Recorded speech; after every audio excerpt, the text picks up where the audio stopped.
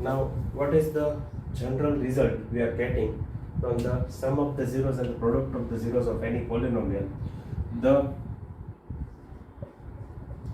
general form of the quadratic polynomial is ax square plus bx plus c, where a is not equal to 0.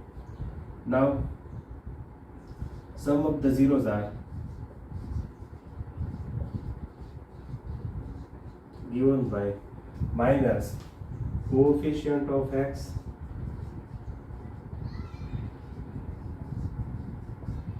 upon coefficient of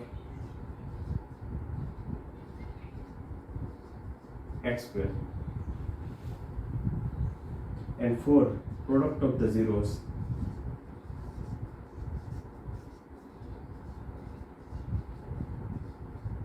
we are getting constant term upon coefficient of x square. So this is the formula which we have obtained from solving these two questions. Okay, that is 2x square minus 8x plus 6. Zeros are 1 and 3, and 3x square plus 5x minus 2. Zeros are 1 by 3 and minus 2. Okay, so from that we have obtained these two results. So whenever we want to obtain the sum of the zeros, when we apply the formula minus coefficient of x upon coefficient of x square, and for product of zeros we will directly apply constant term upon coefficient of x square. Now suppose alpha and beta are the zeros of the polynomial. Okay, suppose alpha and beta are the zeros of the polynomial.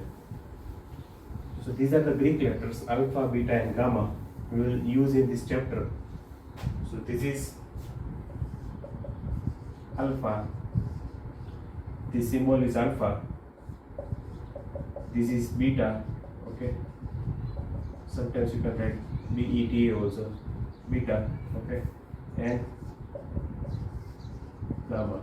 These three symbols we will use in the chapter polynomials. Okay, so alpha, beta and gamma we will use. Now suppose alpha is the first zero of the polynomial.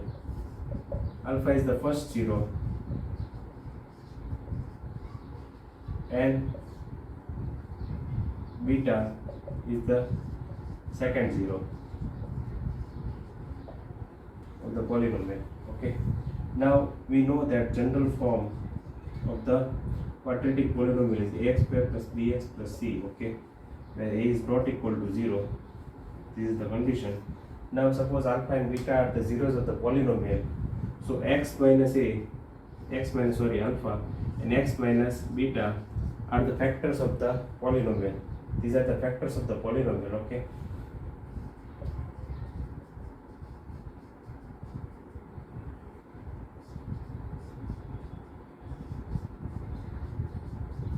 here k is real number. Sorry, k is constant. Here k is constant. K is constant. Okay, so when you try to solve it, what will you get? You will get x square minus alpha plus beta into x and plus alpha beta. Okay, this you will get. If you don't know how to solve it, you can solve it by opening the bracket. Okay, you can solve it by opening the bracket x minus alpha, x minus beta. So first you take the x out, you will get x minus beta. Then you take minus alpha out, you will get x minus beta. X into x is x square, then minus in beta into x, minus alpha into x, minus minus plus alpha beta. Okay, so x square minus sign common, you will get alpha plus beta in the bracket, and x common, you will get alpha plus beta. Same thing I have written here, x square minus alpha beta plus x plus alpha beta. This identity is there in the 9th standard also, one of the useful identities. Okay, and we have studied this identity in 8th standard also in the mathematics. So x square minus alpha plus beta into x plus alpha beta. Okay, now if we try to multiply k with the whole of the bracket, what we will get? When we try to multiply k with whole of the bracket, we will get ax square plus bx plus c is equal to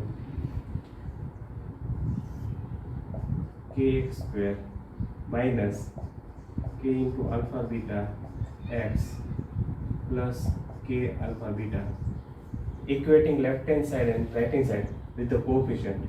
Here equating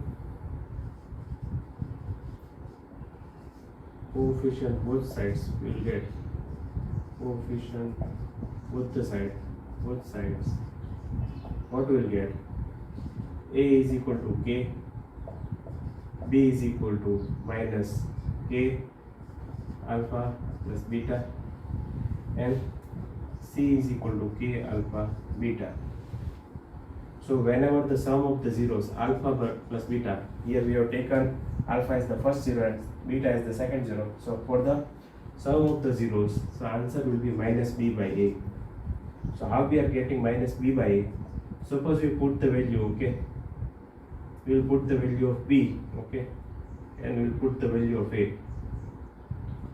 So we will get minus k alpha plus beta upon k. So k cancel, okay, so minus sign is remaining, okay, that's why we are getting minus b by a, and for alpha into beta we are getting c by a. What is c? K into alpha plus beta upon k cancels, so we are getting alpha into beta, okay. So here both the side negative sign is there, negative are cancelled, so we are getting alpha plus beta is equal to minus b by a, and alpha into beta is equal to c by a. Okay, so this is how we are getting the solution. So this is the general form. This general form we can use in the example and in the exercise. So here the general form, or you can say generalized form of the relation of the coefficient of the zeros and coefficient of the polynomial is given. Okay, thank you and have a nice day.